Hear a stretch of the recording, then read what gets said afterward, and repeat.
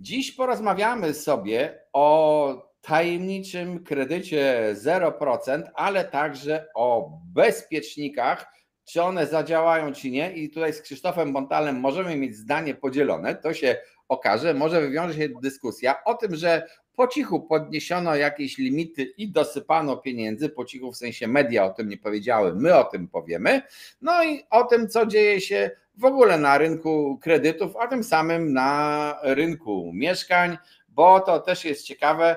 Zapytam Krzysztofa, czy wróciliśmy do sytuacji w 2022 roku, jaka była, i czy znowu się obsuwamy z tymi kredytami. Krzysztof będzie na pewno zmartwiony tą tezą, albo może się obroni.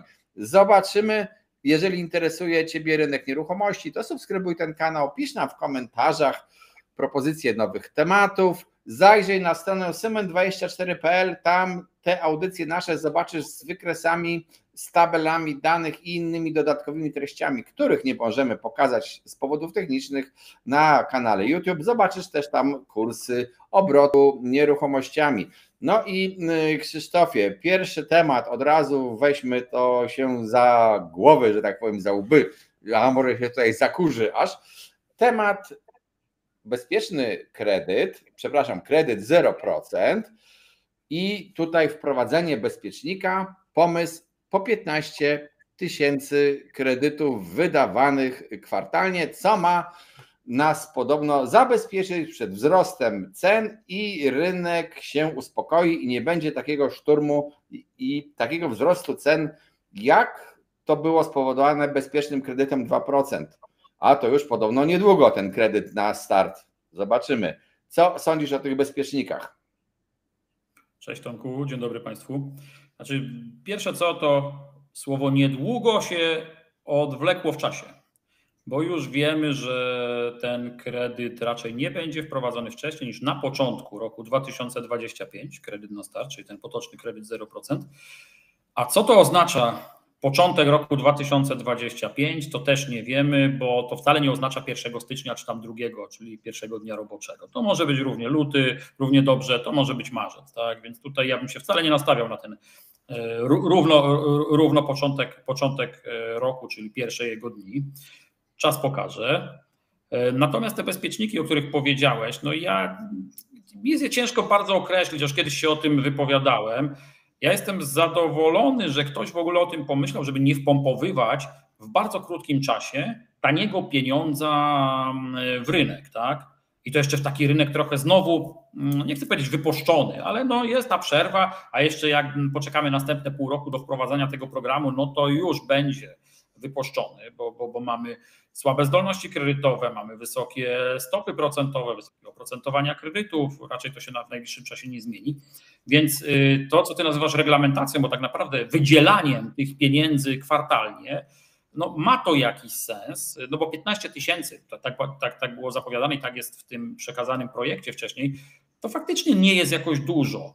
Ja się bardziej tutaj zastanawiam, czy nie lepiej by było, żeby to było miesięcznie, równomiernie, bo ja nie wiem, jak ten rynek zareaguje w ogóle na te 15, nie że 15 miesięcznie, tylko że 5 miesięcznie, tak? 15 kwartalnie niech sobie na przykład zostanie. Chodzi mi o to, że ja sobie nie wyobrażam tych umów, czy tych transakcji na rynku, czy tego dogadywania się sprzedający, kupujący, no bo jeżeli ja teraz, jak ty sprzedajesz, ja kupuję, ja chcę kupić od ciebie mieszkanie i zakładam, że się załapię na tą kwartalną pulę, tak? No ale jestem normalny, więc zakładam, że się mogę nie załapać. Zależy, w którym momencie tego kwartału ja będę tą umowę podpisywał. Teraz jak my się między sobą dogadujemy? Ty będziesz wyrażał zgodę, że no jeżeli ja się nie załapię, to ty będziesz czekał następne 3 miesiące? Już ci odpowiadam, Krzysztof, na ten temat, bo poruszyłeś to, dlaczego ja uważam, że to jest bzdurny pomysł tych bezpieczników. Otóż dlaczego? Jeżeli program nie będzie się cieszył popularnością z jakiegokolwiek powodu, na przykład będzie tak restrykcyjny, że mało osób go dostanie, albo nie każde mieszkanie będzie można sfinansować tym programem, no to wtedy takie bezpieczniki w ogóle nie są potrzebne. Natomiast jeżeli program będzie się cieszył popularnością, to zanim powiem, co się stanie, to jeszcze powiem ci, jakie są wyniki ankiety na naszym kanale. Zadaliśmy pytanie na kanale, czy jeżeli chcesz kupić mieszkanie, to będziesz czekać na kredyt do 2025 roku, na ten Mieszkanie na start, czy też ciebie to w ogóle po prostu nie dotyczy, czy nie wiesz co zrobić. I chciałem ci powiedzieć, że 1/4 respondentów powiedziała: tak, będę czekał na kredyt, który pojawi się w 2025 roku, to znaczy 1/4 ludzi uwierzyła, że ten program wejdzie w życie. Druga 1/4 powiedziała, że w zasadzie nie wie, co ma robić, bo jest chaos informacyjny, no a tam reszta tych ludzi, którzy odpowiadali, no to oni twierdzili, że oni nie, akurat albo uważają, że się nie załapią na ten kredyt, albo kupią bez tego kredytu, mają gotówkę, to nie jest istotne, ale to pokazuje, że jest spora liczba osób czekających na ten kredyt. I teraz wyobraź sobie sytuację. 1 stycznia uruchamiany jest kredyt, zapisy. Można składać wnioski, powiedzmy od 2 stycznia, pula 15 000. Wszyscy wiedzą, że ta pula istnieje, wszyscy chcą być pierwsi, więc oni już w grudniu, już sobie wcześniej zaklepali mieszkania po to, żeby ten wniosek złożyć jak najprędzej. No i się wtedy nagle okaże, program odnosi sukces. Załóżmy, jest popularny. 30 stycznia koniec, szluz, nie ma przyjmowania. 2 miesiące pustki. Ja już widzę, jak 15 marca albo wcześniej pod bankami stoją komitety kolejkowe i wszyscy tam się chcą wepchnąć do kolejki, tak jak było to u Barei w filmach, po to, żeby dostać się 1 kwietnia, zrobić szturm na ten bank i tam rzucić wniosek. No i potem to się sytuacja powtarza w następnym kwartale, wtedy już ludzie bardziej spanikowani to już od połowy kwietnia stoją, żeby złożyć wnioski na czerwiec, na lipiec, przepraszam. No wiesz, ja to widzę, moja wyobraźnia jest ogromna i po prostu ja pamiętam, że czasy, kiedy z jednej strony były dotacje do jakichś towarów, ceny były sztuczne, a z drugiej były te towary dotowane, były reglamentowane, no to ja pamiętam kartki na cukier, na benzynę, na mięso, na wszystko były kartki i to nie był okres najlepszej gospodarki. Zresztą powiedziałeś, że rynek jest wypuszczony kredytami, może się wypościć i właśnie może być ten efekt, że ludzie jednak, jeżeli uwierzą w ten kredyt, to będą odkładali swój zakup na przyszły rok. Wiesz co, to zależy, wiesz, ankieta i kto odpowiadał. No, jeżeli odpowiadali, zakładam, że ta pierwsza ćwiartka, która mówiła, że czeka, no jeżeli to są ludzie młodzi i oni jeszcze dzisiaj wcale nie są tam na 100% zdecydowani, dobra, ja muszę kupić, czy chcę kupić, no to wiesz, to oni spokojnie mogą odpowiadać, że to ja poczekam, bo mogę. Osoby, które zamierzają się w najbliższym czasie budować, następna grupa, która, jak nie spieszy mi się, czy ja się wybuduję w tym roku, czy w następnym, tak? Czy zacznę budowę, mogę poczekać. No ta grupa, która się nie załapie, to w ogóle najczęściej jest przeciwna temu produktowi, bo w ogóle nie skorzysta na nim, więc tutaj jest jasne, nie ma o czym mówić. Nawet może stracić.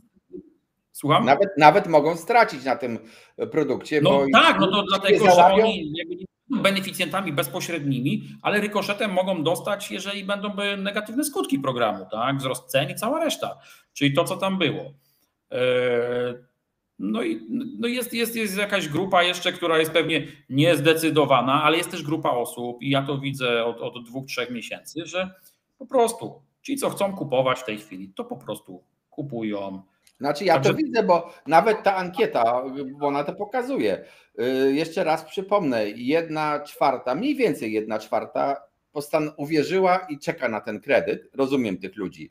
1/4 nie wie, co ma zrobić, po prostu odczuwa niedosyt informacji, no i 2/4, czyli połowa, no to w tej połowie są ludzie, którzy po prostu albo nie potrzebują tego kredytu, bo kupią sobie bez kredytu za gotówkę, czy wezmą normalny kredyt, czy też po prostu uznali, że tego kredytu nie będzie i robią to, co ty dokładnie powiedziałeś. Oni nie mają zamiaru czekać, mają potrzebę, kupują teraz i nie zastanawiają się. Bardziej naturalnym trybem, takim jak im jest potrzebny, a nie decyzjami politycznymi, czy tam jakimiś właśnie takimi regulacjami sztucznymi. Jeżeli my teraz będziemy mieli to, co powiedziałem, okres wysokich stóp procentowych, słabej jednak zdolności, wysokich oprocentowań kredytów, no to za pół roku będzie dużo osób, które gdzieś tam nie mogły kupić przez te kilka miesięcy, tak, następne, więc ten pierwszy kwartał na pewno będzie szybki, w pierwszym kwartale na pewno będzie szybkie wykorzystanie tych środków.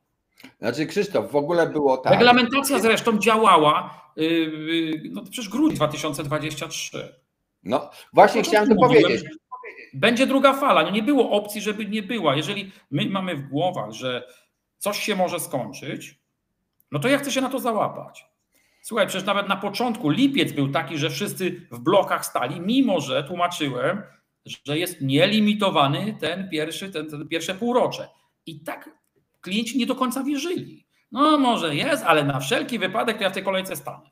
Ale Krzysztof, przecież właśnie chciałem powiedzieć, co powodował limit. Bezpieczny kredyt, było wiadomo, jaka jest pula pieniędzy na 2 lata, na 2023 i na 2024. I jak się ten szturm na ten kredyt bezpieczny zrobił, to już wszyscy mniej więcej w październiku, we wrześniu nawet już, niektórzy wiedzieli, mieli święte przekonanie, że ten limit zostanie wyczerpany i od 1 stycznia nie będą przyjmowane wnioski, co zresztą się stało, to się spełniło i ludzie po prostu, dlatego tak wiele osób wystąpiło o ten kredyt bezpieczny wcześniej, już w końcówce roku, bo po prostu wiedzieli, że nie będzie. Tak działa każda reglamentacja. Jak jest jakiś termin, jak jest powiedziane, że ilość dóbr jest ograniczona albo promocja trwa do wyczerpania zapasów, to przecież jest słynny chwyt promocyjny. Ludzie się po prostu na takie zakupy rzucają. Ale powiedz mi, bo słyszałem, że właśnie ten bezpieczny kredyt i coś ciszkiem, myszkiem gdzieś tam sypnięto, usiłuje się sypnąć pieniędzy, bo ten limit zdaje się trzeba było podwyższyć, tak? Prawie już sypnięto. Prawie.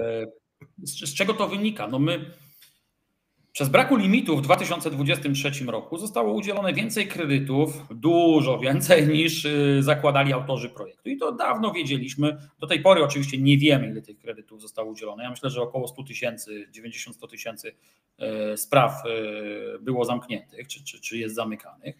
Natomiast te pieniądze, które były tam przewidziane, to tam 941 milionów, a tam jeszcze było wstrzymanie przy jakimś pułapie, wykorzystanie 90% z tego, no wiadomo, że to nie starczyłoby na dopłaty.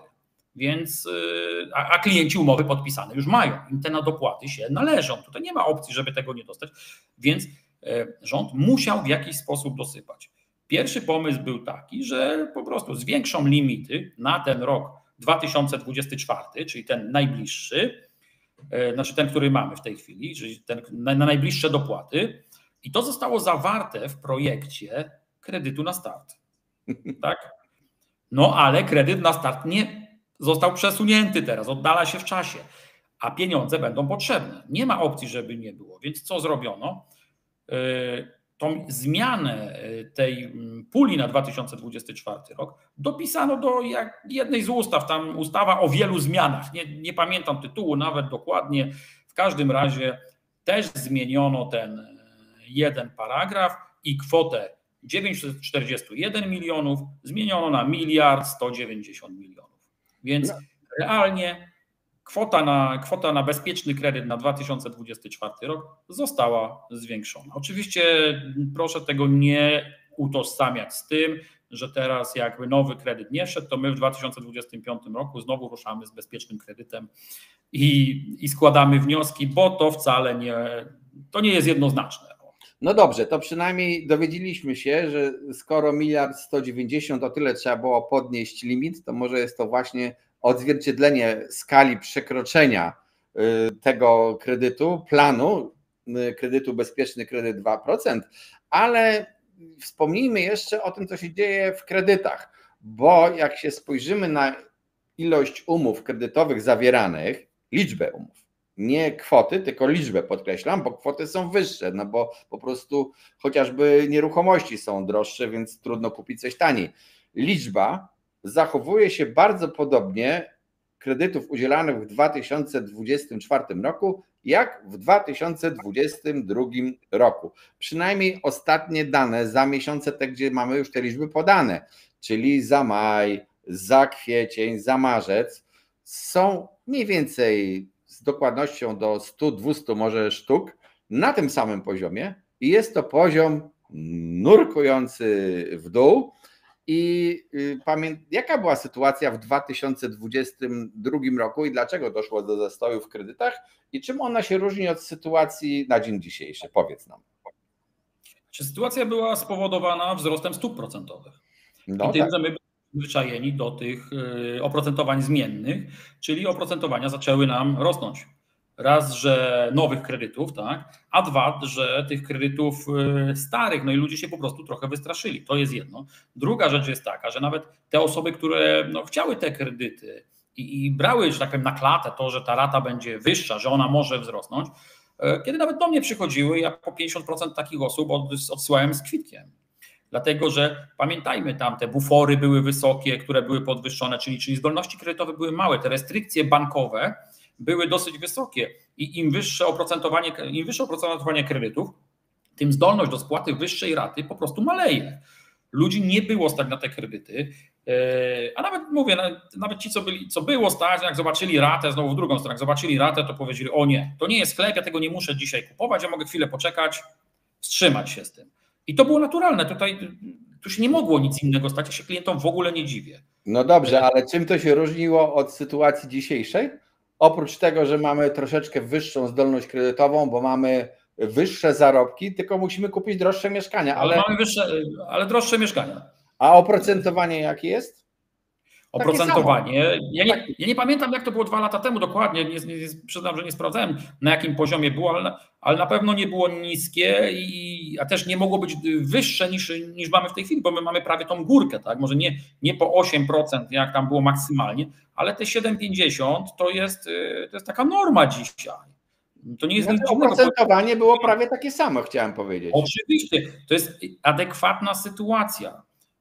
Wtedy jeszcze, bo to my mówimy tutaj o tym wykresie, o którym mówisz, to mówimy marzec, maj 2022, 2024. Ty tam delikatnie powiedziałeś, bo tak może ktoś pomyśli, że o 200, 300 kredytów to jakaś ta różnica jednak jest. Nie, jakbyśmy troszeczkę zmniejszyli ten wykres, to te kreski by się nakładały na siebie. One wyglądają wręcz identycznie przez te 3 miesiące i jeżeli to by dalej tak szło, no to będzie słabo. Ale sytuacja jest bardzo podobna. Mieszkania drogie, droższe niż były. Pensje faktycznie, jeżeli poszły za inflacją, tak, to załóżmy, że one są wyższe, ale zdolność nabywcza wcale nie jest wyższa. W innej naszej ankiecie 67% osób powiedziało się, że nie wierzy w ogóle w wejście tego kredytu. Ale ja im się nie dziwię. Bo to, co jest dzisiaj, ten przekaz medialny, czy przekaz informacyjny od autorów, z rządu, tak, czy tam z koalicji, jest beznadziejny. My mamy więcej przekazu przeciwników, że ja nie poprę, my nie poprzemy, bo wy nie poparliście, bo my jesteśmy w ogóle przeciwni, bo to program. Więc jak ci ludzie mają zareagować? Dokładnie tak to jest. Najmniej wypowiadają się ci, którzy się właśnie powinni wypowiadać ten temat, czyli autorzy i ci, którzy chcą dalej to przepychać. Tomek, z czym się wypowiadają? Od czego zacząłeś? Zacząłeś od tego, że jest reglamentacja. 15 000 wniosków kwartalnie. I przepraszam cię, ale wychodzi pan minister i mówi, że 175 000 kredytów, czy ileś tam w całym programie, z tego 75 000 w 2025 lub do końca 2025 roku udzielonych i po 50 000 w każdym następnym roku. To jest w ogóle niespójna wypowiedź. Skąd w pierwszym roku przybyło te 15 000? Nie wiem, może to są jeszcze dane poprzedniej ekipy, która to robiła, czyli poprzedniego pana ministra, gdzie to miało wejść jeszcze w 2024 roku, więc może tu specjalnie to jest, że do końca 2025, ale to jest błąd. Podejrzenie, że program może być niedopracowany, że on jest jeszcze w powijakach, że może się zmienić i nawet ci, co mogliby się na niego załapać, się nie załapią. Przepraszam, ale ono jest słuszne. Tak to tak naprawdę wygląda. Dlatego właśnie te 25% ludzi, ta 1/4, która po prostu nie wie, co ma robić. Tam faktycznie są spory polityczne, bo to Lewica tutaj nie dostała czegoś, jej to odrzucono w Sejmie. Wobec tego teraz może Lewica bojkotować ten program. Zobaczymy, zostawmy politykę na boku. Krzysztof, ostatnie pytanie, powiedz mi, co w zasadzie się działo już teraz na bieżąco, czyli w czerwcu w kredytach? Jakie są twoje odczucia, bo to też pokazuje, jak ludzie chcą kupić mieszkania? Jeżeli chodzi o czerwiec, to on się niewiele różni od maja. Mówimy o nowych wnioskach, tak? Czyli nie o udzielonych kredytach, tylko o samych zapytaniach, tak zwanych do BIK-u, czyli tych złożonych wniosków, gdzie bank zapytał BIK o sytuację klienta, jego historię kredytową i to, jak spłacał swoje zobowiązania. No to tutaj mamy tam chyba 1,5 punktu procentowego różnicy na plusie, jeśli dobrze pamiętam, w stosunku do maja, więc przyjmijmy, że jest to dokładnie to samo. Rok do roku, czyli porównując czerwiec 2024 do czerwca 2023, że mamy tam jeszcze 50 czy 40, 50 chyba 3% wzrostu, 50 parę, tak?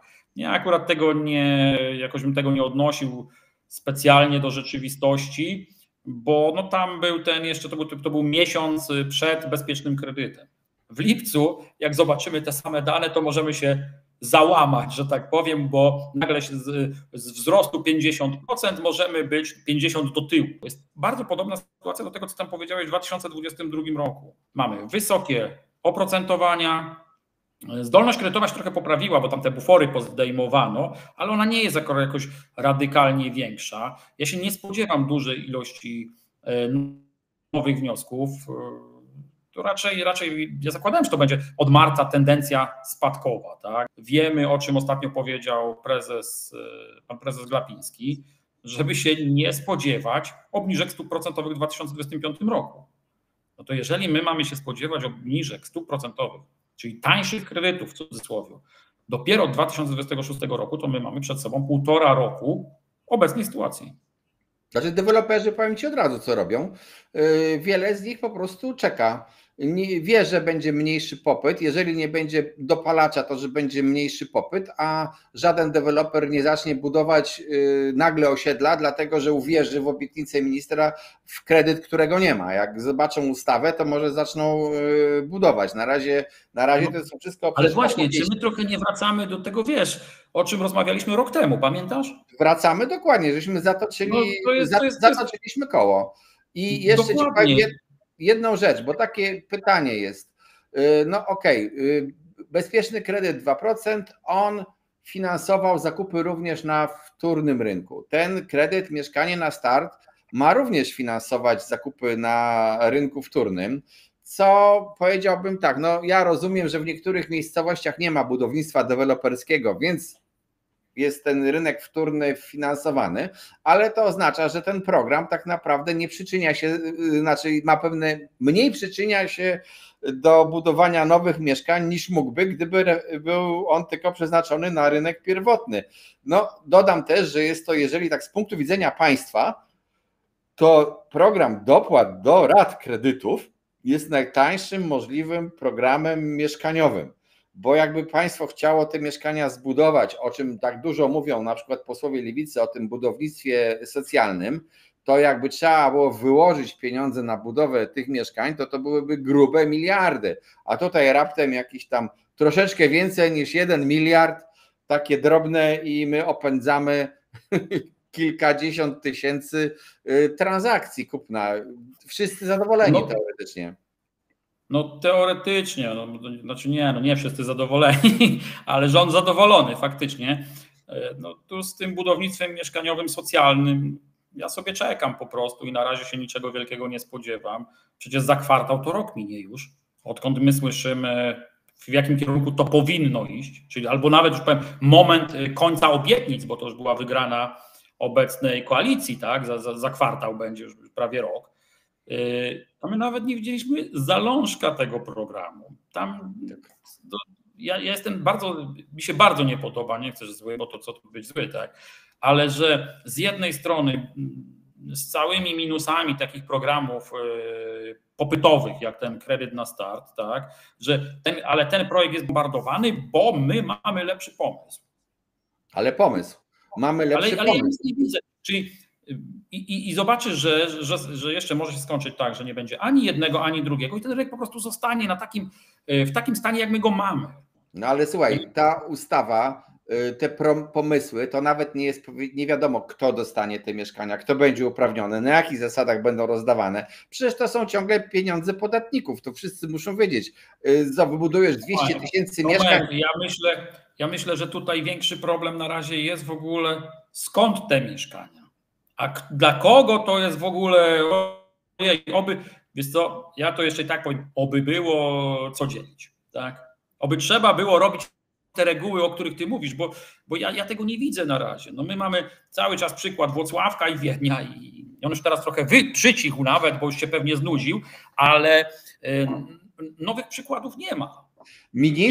Wiceminister, który miał przygotować ten program, odpowiedzialny z Lewicy, wycofał się z ministerstwa w wyborach samorządowych na upatrzone pozycje prezydenta Włocławka, o którym wspomniałeś, gdzie pewnie znowu jeden, może drugi blok zbuduje, bo już jeden zbudował, no to jest przykład dla całej Polski. Ja panu ministrowi, prezydentowi Włocławka życzę, żeby to się udało, tak? Oczywiście. No bo te programy budowlane w tym tempie, to mieszkalnictwo społeczne, to jest program na lata. Pamiętasz, że kiedyś powiedziałem chyba o 3 czy tam 5 latach, to mnie skorygowałeś, że 10, to że ja jestem optymistą. No to w ogóle jest, ale zakładaliśmy pewnie jeszcze szybsze tempo, a to tempo, które jest, to nie ma żadnego tempa. No. Nie ma żadnego tempa, bo nie ma żadnych decyzji niestety. No krótko mówiąc, Krzysztof, jak widać największym problemem w tej chwili to jest brak wiedzy o czymkolwiek. Ciągle słyszymy mówienie o jakichś projektach, ogólniki i po tylu miesiącach nie możemy się nawet doczekać jakiegokolwiek konkretu. Sam byłeś uczestnikiem styczniowych bodajże, chyba, albo na początku lutego konsultacji z ministrem Hetmanem dotyczących projektu. I wtedy to słyszeliśmy co prawie drugi dzień o tym, że będzie projekt. Ja się bałem lodówkę otworzyć u siebie, że mi zaraz wyskoczy z niej minister Hetman ze swoim projektem kredytu 0%. No i nic się niestety nie stało. Słuchajcie, jeżeli Was interesuje rynek nieruchomości, no to zapraszam do subskrybowania tego kanału, bo tutaj się właśnie dowiecie, zaraz jak tylko będą jakieś zmiany, nowości się dowiecie, co się dzieje. Zapraszam do pisania nam w komentarzach propozycji nowych tematów, oceny i informacji z własnego rynku nieruchomości, własnych doświadczeń. Przypominam, że na stronie symen24.pl audycje nasze znajdziesz wzbogacone o dodatkowe materiały, te materiały, których po prostu nie możemy pokazać Wam z powodów technicznych na kanale YouTube. Wspierajcie nasz kanał, wspierający zawsze dostają więcej, spójrzcie się na playlistę dla wspierających. No i cóż, trzymajcie się i ja życzę Wam, żebyśmy wkrótce mieli jasność co do tego, co nasza władza zaprojektowała do zrobienia, a nie to, co zamierza, może zrobi i tak dalej. Cześć, trzymajcie się. Do widzenia.